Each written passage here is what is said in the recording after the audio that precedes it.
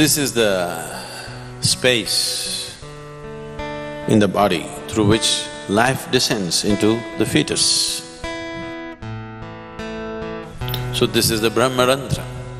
If dimensions beyond the physical become a constantly active process, some of you might have felt this in your Shambhavi. You got an antenna on your head, which is giving you a certain perspective of life.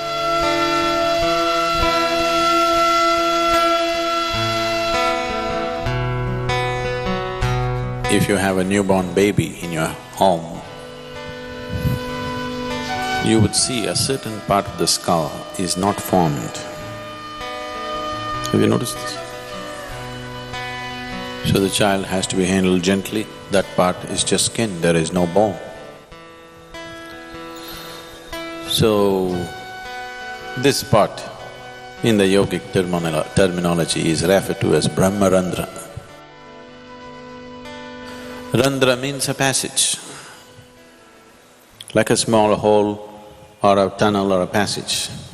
So this is known as Brahma-Rundra. So this is the space in the body through which life descends into the fetus. Because life has descended into the fetus and life keeps its options open. Whether this body is capable of sustaining it or not, it keeps the options open. That much awareness is there in the life process, so it keeps that trapdoor open till the last minute. It wants to keep it open just in case it finds the body unsuitable for its existence, it will leave. And it does not want to leave from any other passage in the body, it wants to leave the way it came. A good guest always comes through the front door and goes out through the front door. If he comes through the front door and goes out through the back door, that means your house is swept clean. So, he wants to go out to the same door, so he keeps it open till the last minute, he wants to keep his choices. There are any number of… probably if there are doctors or obstetricians, you would know, there are any number of cases where by all medical parameters, the fetus is healthy, everything is fine, but for some reason, a stillbirth happens. Simply because the life within is still choosing. If it finds the wrong kind of body is happening, life has its own karmic substance and the fetus has the karma of the parents. So, it has made its choice, it is 90% of the time it is correct or more, it is correct. Sometimes it is conscious that it could make a wrong choice. So this is the reason why during pregnancy, so many precautions were taken to create a different kind of atmosphere around a woman who is pregnant. We are giving that up now, a woman goes to work, she sits in the cinema, she goes all over the place.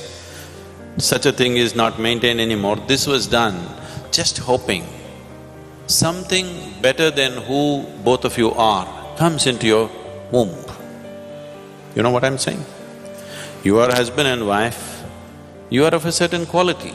You want your child to be of a higher quality than who you are, not just like you.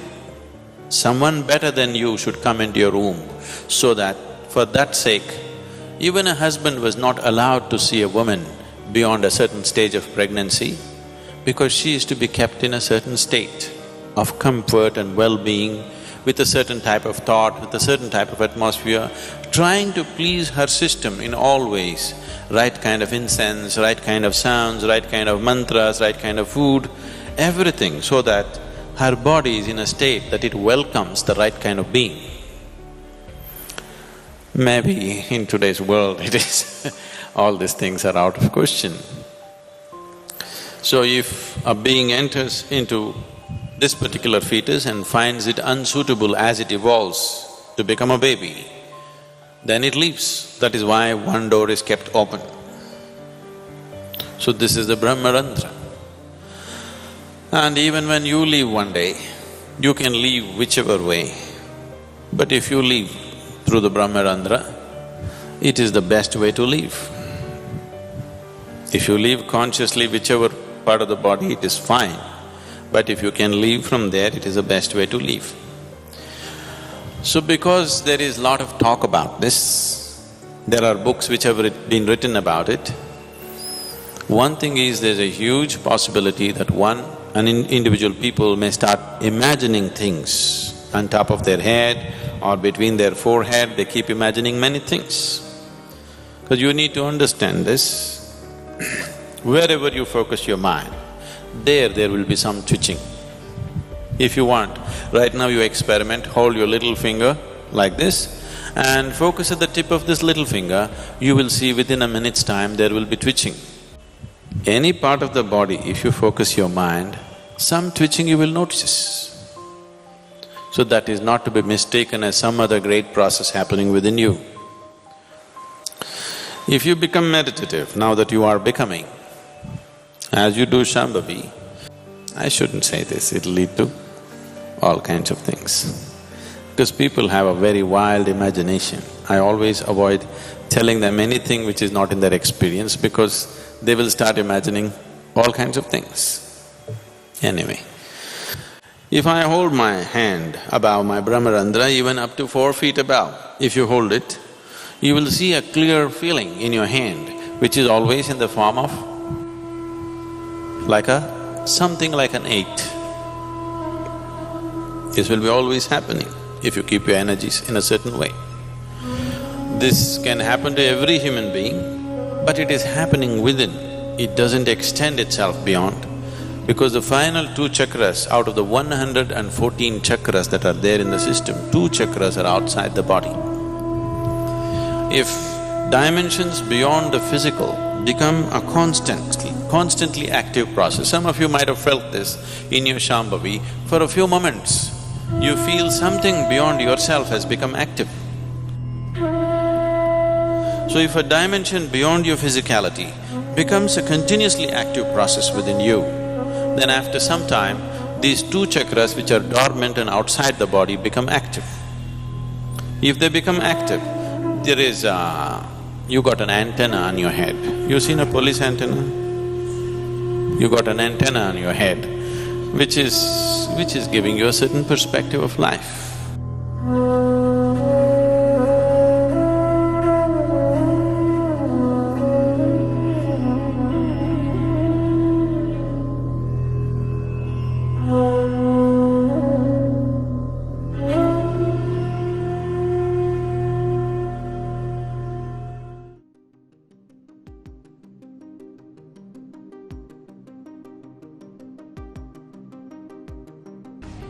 Have you ever pondered what is life? Is it merely the beating of the heart, the movement of the breath? Or is there something more profound, something ineffable that transcends the physical realm? Have you ever asked yourself, why are we so afraid of death? Is it because we mistakenly identify ourselves with the body and mind rather than the life force that animates them? Dear seekers, let us delve deeply into this mystery because it is the key to understanding our existence and attaining true liberation. Life and the human form. These are 2 distinct entities. The human form is a temporary vessel. It is a transient abode for the eternal life force that resides within. Life itself is the essence, the divine spark that gives consciousness to the body. It is the silent witness, the ever-present observer that remains unchanged amidst the flux of birth and death, joy and sorrow. Imagine a river flowing through various landscapes. Sometimes it passes through lush green fields, sometimes through barren deserts. The landscapes change, but the river remains the same. Similarly, Life flows through different forms, different bodies, but it remains unaltered. The body is like a garment that life wears temporarily, only to discard it and move on to another. Our identification with the body-mind complex is the root cause of our fear of death. We have forgotten our true nature, the life force that is beyond birth and death. This ignorance creates a deep-seated fear. It creates a clinging to the known and an aversion to the unknown. We are like an actor who has become so absorbed in the role that he forgets his true identity. When the play ends, the actor remains, but we, lost in our roles, fear the end as if it were our annihilation. To recognize that you are life itself, completely apart from the body-mind complex, is to awaken to your true nature. This realization brings immense freedom and a profound sense of peace. It is like waking up from a dream and realizing that all the fears and anxieties of the dream were unfounded. You see that you are the eternal life force, untouched by the vicissitudes of the body and mind. Meditation is the path to this realization. Through meditation, you can transcend the identification with the body and mind and experience the pure essence of life. Sit silently. Watch your breath. Observe your thoughts and sensations without attachment. Gradually, you will begin to sense a presence, a stillness that is beyond the mind. This presence is your true self, the life force that animates your being. In this state of awareness, you will see that death is not the end, but a transformation, a transition from one form to another. Just as a caterpillar transforms into a butterfly, life sheds the old body and takes on a new one. There is no need to fear, dear seekers, because you are the life force that is eternal and indestructible. Remember, you are not the body, you are not the mind. You are the life that flows through them. Embrace this truth and you will be free from the fear of death. You will live with a newfound clarity and joy, knowing that you are the eternal witness, the timeless essence of existence.